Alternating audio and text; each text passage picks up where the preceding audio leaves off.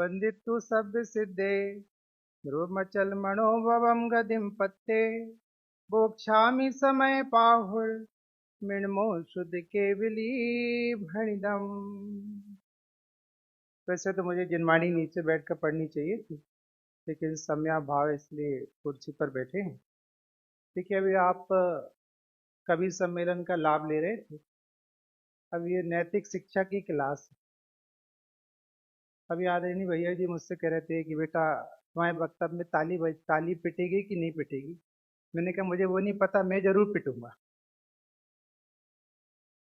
क्योंकि देखो, आपको पता है ये चैतन्य की चहल, ये चैतन्य की चर्चा है, लेकिन इसमें 24 पेज में बाबूजी ने सिर्फ सम्यक के पूर्व की भूमिका कैसी होती है उस पर वक्तव्य दिया है। आप बाबूजी के हृदय को समझ सकते हो। मतलब आप इसमें पढ़िए। मैं यहाँ पर 35 पॉइंट तो मेरे पास लिखे हैं कॉपी में। मैं 20 मिनट में आपसे क्या बात करूंगा। अभी हम जिन शासन की गंभीरता को समझ ही नहीं रहे। जिन शासन कितना गंभीर है। मुझे ये चिन्मय भैया बैठे हैं, मैं अष्टानिका में 2-3 बार आए यहाँ पर। इनसे पूछो बाबूजी ने कितने लंबे समय तक अपनी सीढ़ी नहीं निकलने दी, सिर्फ इसलिए कि मेरी निकलेगी तो गुरुदेव श्री को कौन सुनेगा। समझे। तो बाबूजी की, मैं कहता हूँ पहले दिन गुरुदेव श्री से मिलने गए थे, तब तो सम्यक दृष्टि नहीं होंगे ना वो, लेकिन पहले दिन ही देवसास गुरु की पूजा लिख दी। कैसा होता है सम्यक दृष्टि का पूर्व व्यवहार। जो अपने गुरु से पहली बार मिला, उसके हृदय में देवसास गुरु के लिए इतनी उमंगें जग गई कि वो ट्रेन में बैठे बैठे एक ऐसी कालजयी रचना कर गई जिसको पूरा जैन समाज में कोई अलग करने में समर्थ नहीं। कैसा होगा। गुरुदेव श्री से मिले तो लो रोको तूफान चला रही। मतलब मैं भैया सोचता हूँ हम लोग गुरुदेव श्री को आज भी वैसा नहीं पहचान पाए जैसा बाबूजी ने पहली चोट में पहचान लिया। आप एक रचना करके बता दो, लो रोको तूफान चला रही। अब मैं इसमें कहाँ से पढ़ना चालू करूं। बाबू आप निकालो भैया, पेज निकालो। दादा निकालो पेज। पेज नंबर 270 निकालो। ये लिखा है आत्मानुभूति के पहले का व्यवहार।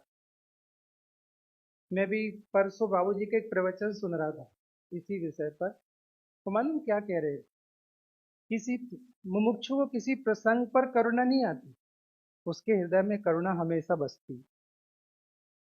मैं ज्यादा इसमें नहीं जा रहा, आप चाहें तो खोल के देखें।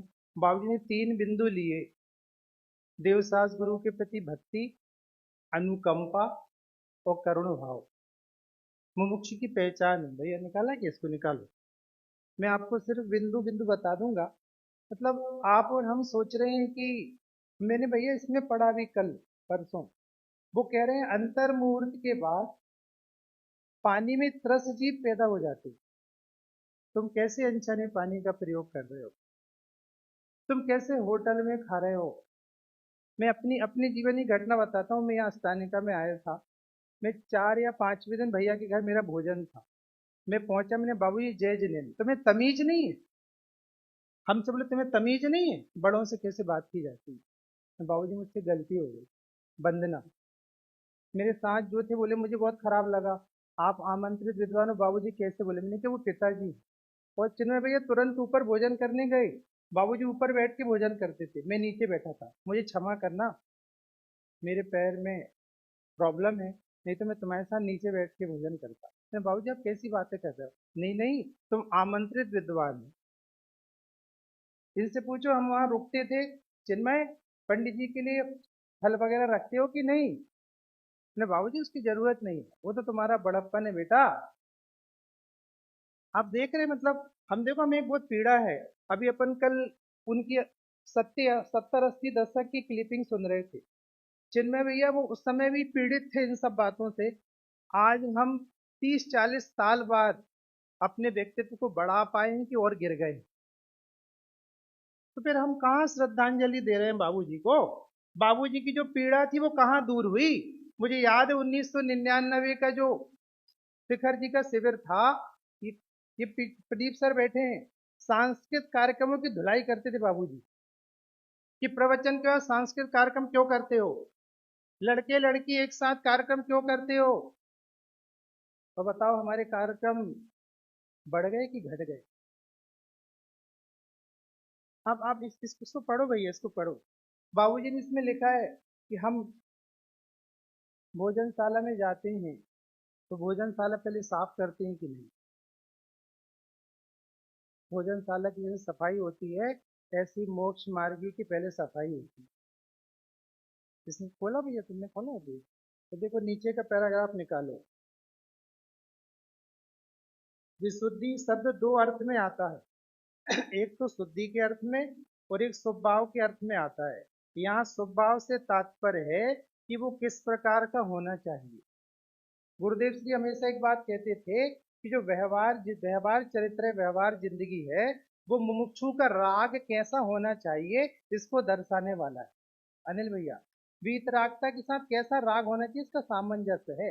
बाबूजी कह रहे उसके पहले कैसा राग होना चाहिए उसका सामंजस्य है।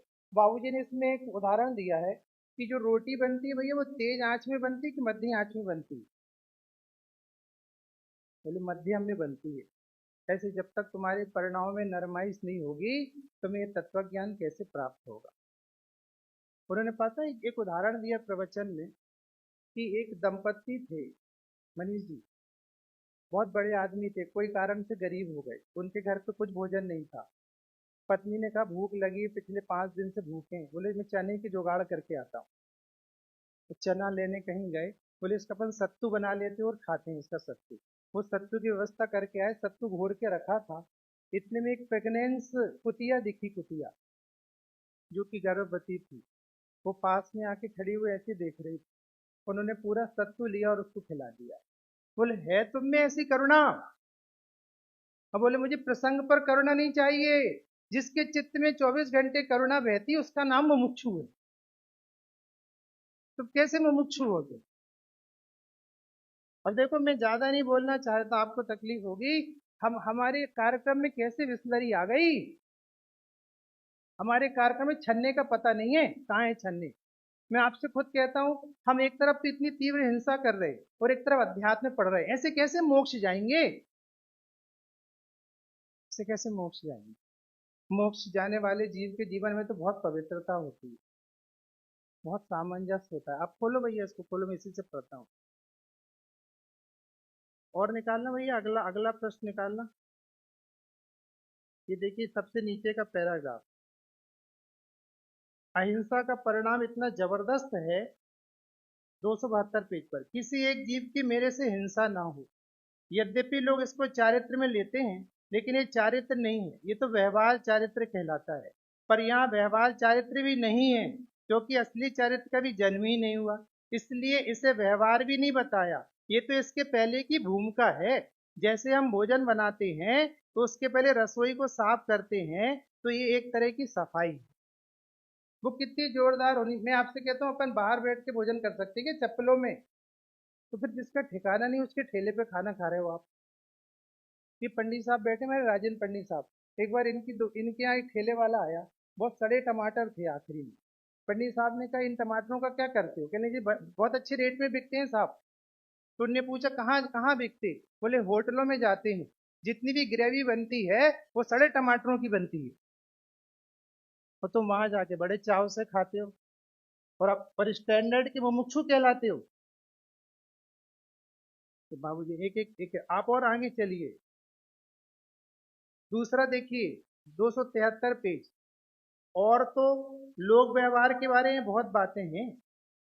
जैसे व्यवसाय करता है तो व्यवसाय में सत्यवादिता होनी चाहिए, झूठ अझूठ बहुत अधिक ना हो, अथवा जो राजकीय नियमों के विरुद्ध हो, जिसके कारण हमेशा टेंशन बनी रहे, हमेशा पाप भाव बना रहे, भय बना रहे, चिंता बनी रहे, तो उस परिणाम में तत्व का सुनना नहीं हो पाएगा। अब जो शेयर में लगा है वो समय सार सुनेगा कि स्टॉक एक्सचेंज में दिमाग लगाएगा? आपको मालूम है बाबूजी क्या कहना चाह रहे? मैंने एक बार बड़े पंडित साहब से पूछा कि साहब ये दोहरी जिंदगी वाला चरित्र क्या चल रहा है? पंडित साहब बोले हम भी बहुत आश्चर्यचकित हैं कि इसको तत्व तो बहुत ऊंचा सुनना है और जिंदगी के ठिकाने नहीं है। आपको मालूम, आपको ऐसा लगता होगा भ्रम में हो, इतनी ऊंची चर्चा हम सुन रहे, ऊंची चर्चा सुनने से कुछ नहीं होता, बहुत विशुद्धि चाहिए भैया। अपन पहली बार गुरुदेव श्री के पास जाके ऐसे पूजा लिख सकते हैं, लेकिन बाबूजी कितनी विशुद्धि होगी कि पहले दिन में ही ऐसे ऐसे अमृत बच्चन निकल गए। आप बता दो किसको विशुद्धि है। मैं किसी को व्यक्तिगत कमेंट्स नहीं कर रहा कि किसको विशुद्धि है। और देखो आप पढ़ते जाओ, देखो नीचे वाला। आजकल तो क्या प्रचलन है कि घर में कोई बीमार भले हो, पिता मर रहा हो तो मरे, लेकिन हॉस्पिटल में दूसरों की सेवा करने जाएंगे। वो अपनी सेवा दिखाने के लिए हॉस्पिटल जाएगा, लेकिन तत्वज्ञानी को या तो तत्वज्ञान के मार्ग पर उसके ऐसा नहीं होता। उसको तो पहले घर में सेवा करने का भाव आएगा। अगर उसको ये दया नहीं है तो कहीं और दया हो ही नहीं सकती। बाबूजी ने चिन्मय भैया इसमें लिखा है कि बहू कह रही माँ मेरी मुझे डबल निमोनिया है, तुम मत जाओ मंदिर आज, वो तो मेरा समय निकला जा रहा है, वो तो मेरा समय निकला जा रहा है। बाबूजी ने बोले तेरी ये पूजा है कि वो पूजा है। बड़े पंडित साहब हमेशा एक बात कहते थे, मोटे मोटे सैनी पंचेंद्रीय जीव तुझे जीव नहीं दिख रहे, वो अंदर पड़ा सूक्ष्म भगवान आत्मा क्या दिखाई देगा। मैं तो आप छाती पर हाथ रखकर कहता हूँ, हम विद्वान एक दूसरे को पसंद नहीं कर रहे, हम एक दूसरे को प्रमोट नहीं कर रहे, हम समाज में एक दूसरे का साथ नहीं दे रहे, हम गुरुदेव श्री के शिष्य चार चार कोने में चार झंडा लेके एक दूसरे से लड़ रहे। ये कौन सा वात्सल्य है? ये कौन सी प्रभावना है? मैंने बड़े पंडित साहब से कहा, पंडित साहब प्रभावना दो लोग कर रहे पर मिलकर नहीं कर रहे। पंडित साहब बोले प्रभावना में दुर्भावना कैसी? आपको पता है HDFC बैंक है, एक एक शहर में संजय भैया 25-25 30-30 शाखा खोल रहा। क्यों? इसको वर्ल्ड का सबसे बड़ा बैंक बनना है। मतलब शराबी कबाबी मिलकर कंसर्न आगे बढ़ा रहे हैं, और तत्व ज्ञान सीखने वाले एक दूसरे से लड़ भिड़कर तत्व ज्ञान को डाउन कर रहे हैं। ऐसा कैसा हमारा व्यवहार चरित्र है? आपको पता है, आप एक विद्वान की दूसरे से निंदा करते हो तो वो समझ जाता है कि इन लोग दोनों ही गंदे हैं। राकेश जी, एक एक जीव हीरा है, आप क्या समझते हो? लेकिन पता है हर व्यक्ति संघर्ष कर रहा है। ये सतपथ वाले अकेले संघर्ष कर रहे हैं, हम अकेले संघर्ष कर रहे हैं, ये भैया अकेले संघर्ष कर रहे हैं, ये अंकुर भाई अकेले संघर्ष कर रहे हैं। यदि हम सब यूनिट हो जाएं तो गुरुदेव श्री का तत्वज्ञान इतना तगड़ा है। जब जब एक जब एक एक डॉक्टर साहब 1000 विद्वान पैदा कर सकते हैं, एक युगल जी 50 साल से आध्यात्मिक क्रांति कर सकते हैं, तो हम सब 1000 एक साथ हो जाए राकेश जी तो क्या नहीं हो सकता। और मुझे मुझे याद है भैया, मैं ये मनोज भैया बैठे हैं, हम सब साथ में काम करते हैं, लेकिन ठीक है और एक बार कभी टकराते होंगे। सुमत भाई साहब एक बार बोले बेटा तुम यदि इससे लड़ोगे तो तुम दुनिया के सबसे पापी जीव कहलाओगे, क्योंकि तुम दोनों को मोक्ष जाना है, सबसे अच्छे जीव से बैर करके तुम सबसे ज्यादा पाप बांधोगे। अरे एक एक जीव, छोटा से छोटा जीव भगवान है भाई। बड़ी मुश्किल से भैया जी ने कल कितनी अच्छी बात कही थी कि मुश्किल से निगोज से निकल कर और यहाँ मोबाइल चला लिया। ये तो कितनी मुश्किल से, आपको पता है हम लोग इतरा रहे हैं अध्यात्म पर। अभी अभी ये वैभव जी कह रहे थे कि भैया जल्दी करो। आपको पता है मैं अपने अपने सच कहता हूँ गर्दरी गद्दी से, आज नहीं मुझे याद है मैंने 1999 में बाबूजी के प्रवचन सुने हैं भैया जी। बाबूजी को लोग इसलिए सुनना चाहते थे क्योंकि बाबूजी गाय के अलावा यहाँ वहां की बात नहीं करते थे। मुमुक्षु को यहाँ वहां की बातें नहीं चाहिए। मुमुक्षु को जो तत्व ज्ञान पिलाएगा उस विद्वान को 100 बार सुनेंगे। ये बाबूजी का व्यवहार है। आप और नीचे देखिए, उदाहरण के लिए अपना जो परिवार है वह पारिवारिक परिक्षेत्र है, तो उस क्षेत्र में अगर अपने जो भाई बहन है, कुटुंब है, परिवार है, उसके प्रति तो दया नहीं है और पंच कल्याण करावे। वो तो भूखों मरते हो, उनको तो रोटियां भी बड़ी मुश्किल से मिलती हो, और ये पंच कल्याण करावे। वो पंच कल्याण, वो जीव पंच कल्याण नहीं करा सकता, भले ही करा लिया हो, लेकिन वो करा नहीं सकता, उसको उतना पुण्य भाव नहीं होगा। इसलिए उसका पहला कर्तव्य है कि वो अपने परिवार को संभाले, दान ना दे, क्योंकि वो परिवार का दान नहीं कहलाएगा, लेकिन उसका पहला कर्तव्य। इसके नीचे परिवार का दिया है, वो जो सास बहू का प्रकरण, आप पढ़ना। और नीचे आइए, आप अगले पृष्ठ पर आओ भाई। कर्मचारी के लिए लिखा है।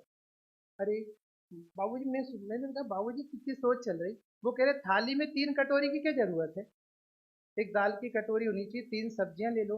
लेकिन बोले बाई लगा के रखी है ना, तो बाई को बर्तन ज्यादा देता है। क्योंकि बाई लगा के रखी है, फिर तुझे दया नहीं आती उसके ऊपर। मैं मालूम भाई, तो आप सच कहता हूँ, तुम 25 घर के बर्तन मांझ कराओ, तुम्हें पता चल जाएंगे आटे दाल के भाव।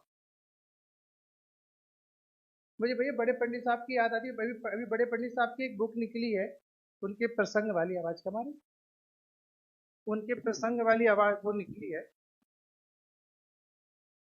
उसने भैया एक प्रसंग दिया है, पंडित साहब बानपुर में थे, तो अपना जल लेकर गए और वहां पर जो नसिया दर्शन कर ले, जल खाली हो गया, बोतल फेंक दी।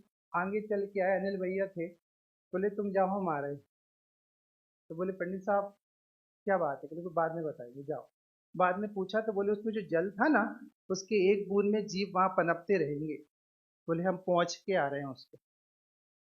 आपको ऐसा लगता होगा इससे क्या होता है, आपको नहीं पता, एक जीव मरे चाहे अनंत जीव मरे, बात तो करुणा की है ना। तुम्हें करुणा कितनी तुम्हारा, और पता है जिस चीज के अंदर करुणा नहीं होती वो अपना मोक्ष मार्ग क्या प्रशस्त कर पाएगा। जबरदस्त करुणा चाहिए, जबरदस्त। मुझे याद है चिन्मय भैया, आप बाबूजी को ऊपर जाना था, लाइट बंद थी। लाइट क्यों बंद है, तो बाबूजी वो छिपकली कीड़े खाते, बोले खा लेने दे, खा लेने दे, लाइट चालू कर। तो बाद में सोच रहा बाबूजी ऐसे क्यों बोल रहे हैं, तुम्हें विवेक नहीं है। एक सैनी पंचेंद्र जीव गिर पड़ेगा, लग जाएगी, उसकी साधना चौपट होगी। समझ में आ रहा, एक एक चीज में कितना विवेक चाहिए। आप और आगे पढ़ो, टाइम कितना बचा। मैं भी नहीं सुनूंगा, गाड़ी पहले से ही लेट आ रही है। तो अंकुर जी मैं एक दो बातें और कहता हूँ संजय भैया। एक्चुअल पता है, मुझे मुझे पीड़ा इस बात की है कि अब इन बातों पर चर्चा ही नहीं होती।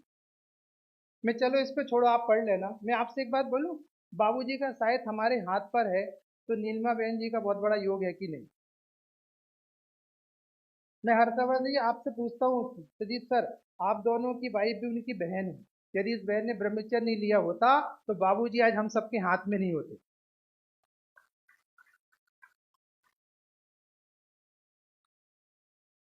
बोलो संजय भैया, आज हम यदि इन सफेद कपड़े वालों को आगे नहीं बढ़ाएंगे, इस संयम की कीमत नहीं करेंगे, तो कौन कौन बैठा होगा बाजू में जो जिनवाणी नोट करेगा। आपको पता है गुरुदेव श्री का सारा साहित्य यदि लिपिबद्ध किसी ने किया तो बहन श्री बहन के कारण हुआ है।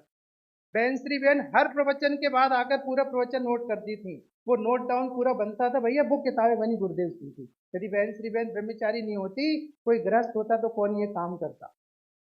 आप समझते हो, जिसके पास मुझसे कल कोई व्यक्ति पूछा, आप लोग बाबूजी से मिलने जाते होंगे इतने लोग, तो उनके घर वाले तो अपना काम करते रहते होंगे। मैंने कहा नहीं, पूरा घर इंतजार करता था कि कोई भव्य जी आवे तो बाबूजी का अमृत बाहर निकले। जिनमें भैया मुझे पता है कि ये भैया ये इंतजार करते थे, भैया तुम तो कल भी आ जाना, बाबूजी कल आ जाएंगे, आ जाना आ जाना। और आप बाबूजी को क्या समझते हो, वो कहते थे टीका खोल टीका, हम एक शब्द भूल जाए तो ढंग से पढ़। एक शब्द तो भूल ही गया तू, बाबूजी पूरी टीका याद थी बाबूजी को, एक एक शब्द याद थे, 17 18 क्या है। मतलब आप क्या विनय सीखोगे भैया, इसमें आगे विवेक लिखा है, विवेक को प्रकाश लिखा है। जिसके जीवन में विवेक नहीं उसके जीवन में प्रकाश ही नहीं। बिना प्रकाश की क्या जिंदगी होती है। इतने सारे प्रकरण लिखे मैंने, छुए नहीं है। आलू का, द्विदल का, रात्रि भोजन का, होटल का, सब बाबूजी ने लिखा है भैया। देखो आपको मैं लास्ट बात कहता हूँ, मुझे पसंद ही नहीं है, मेरे पंडित साहब कहते थे टोकने वाला काम कभी नहीं करो, कोई टोके इससे पहले काम खत्म कर दो। अंकुर जी अब मत टोकना। नहीं देखो मैं आपसे एक बात बोलूं, आप दुनिया को धोखा दे सकते हो, देते रहो, आप अपने आप को धोखा नहीं दे सकते। यदि आपकी कसाय मंद नहीं हो रही है, यदि आपका वात्सल नहीं बढ़ रहा है, आपकी दया करुणा नहीं आ रही है, तो आपका मोक्ष मार्ग नहीं बढ़ रहा है। ये कोई क्षयोपम ज्ञान का खेल नहीं है, ये क्षयोपम ज्ञान का खेल नहीं है, ये बहुत विशुद्धि का मार्ग है। विशुद्धि थी तो एक अनपढ़ शिवभूति केवली हो गया, और विशुद्धि नहीं होती है तो 11 अंग 9 पूर्व के बाले भी निगोद में घूमते हैं। बड़े पंडित साहब चले गए, एक बात हमेशा कहते थे, बेटा ज्यादा पढ़ाई की नहीं, ज्यादा विशुद्धि की जरूरत है। यदि विशुद्धि होगी तो तुम्हारा मार्ग अपने आप आगे बढ़ेगा, और विशुद्धि नहीं होगी सुनील भैया, विशुद्धि होगी ना तो आपको वही पंक्ति कुछ अलग अर्थ देगी, और विशुद्धि नहीं होगी तो क्षुभ ज्ञान बनकर चली जाएगी। इसलिए बाबूजी अकेले अध्यात्म के प्रवक्ता नहीं थे, बल्कि वो एक करुण हृदय। भैया इसमें एक कविता है, आप पढ़ना, आदमी नाम की कविता है इसमें। हाँ, आप पढ़ना। इसमें बाबूजी ने इसमें लिखा है कि तुम आदमी नहीं बन पा रहे, भगवान क्या बन जाओगे। मैं पंडित साहब की एक वो दोहरा के खत्म कर लेता हूँ बात। पंडित साहब बोले एक व्यक्ति को प्यास लगी थी, वो कहीं गया सेठ जी के पास। तो सेठ जी, प्यास लगी, पानी पिला दो। बोले अभी कोई आदमी नहीं है। ठीक है, 2 मिनट रुक गया। बोले सेठ जी पानी पिला दो, अभी कोई आदमी नहीं है ना। तो बोला, तो सेठ जी थोड़ी देर के लिए तुम्हें आदमी बन जाओ। तुम्हारे सामने कोई प्यासा डला है और तुम्हें पानी देने का मन नहीं आ रहा, तुम सेठ बने घूम रहे। मैं सच बोलूं आपसे, यदि आपके जीवन में विशुद्धि नहीं होगी तो अध्यात्म अहंकार लेकर आएगा, मान लेकर आएगा। उस अहंकार को पचाने के लिए विशुद्धि चाहिए। यदि विशुद्धि नहीं होगी तो मैं ही स्वयंभू हूं, मैं स्वयंभू बन के घूमूंगा, तो मुझे ना किसी से गले मिलने का भाव आएगा, ना किसी को प्रमोट करने का भाव आएगा, ना किसी को अप्रिशिएट करने का भाव आएगा। प्रभावना तो बिल्कुल नहीं होगी, बल्कि तुम्हारी कड़क नेक से अप्रभावना होगी। ऐसे महामना महापुरुष का नाम युगल जी है। मेरे पास बहुत सारा मैटर है भाई साहब। अभी आप इनको क्या जानते हो, चिन्मय भैया को। भैया मैं अष्टानिका में आया था, हम रोज 12-1 बजे रात तक बैठते थे, खजाना भरा है। तो ये क्या जानते, मैं तो सोच रहा था चिन्मय को आनंद धारा मिल गई। कहाँ से मिल गई? ये प्रकृति ने मिला दी। इन्होंने बहुत सेवा करी है, बाबूजी इनकी बात सुनते थे। आप क्या समझते हो? आप समझ रहे हो, इनका इनका चैतन्य विहार ऐसे ही चैतन्य विहार नहीं है। चिन्मय चिदात्मन नामों में तक बाबूजी ने, वो तो बस नहीं चला, वरना आत्मा ही घुसा देते। ऐसे बाबूजी बाबूजी थे। एक पतली सी काया थी, लेकिन वो पतले नहीं थे, बहुत बलिष्ठ व्यक्ति थे। मुझसे एक बार बोले, बेटा मैं चाहता तो डॉक्टर साहब जैसी एक विद्यालय खोल लेता, लेकिन इस चैतन्य की आराधना करने के लिए जीवन बहुत छोटा है। मैंने तो अपना पूरा जीवन चैतन्य को दिया है, यही काम करने जैसा है। हम सब उनके जैसे अपने अंदर सरलता पैदा करें तो सच्ची विनयांजलि होगी। ओम नमः सिद्धेश्वराय।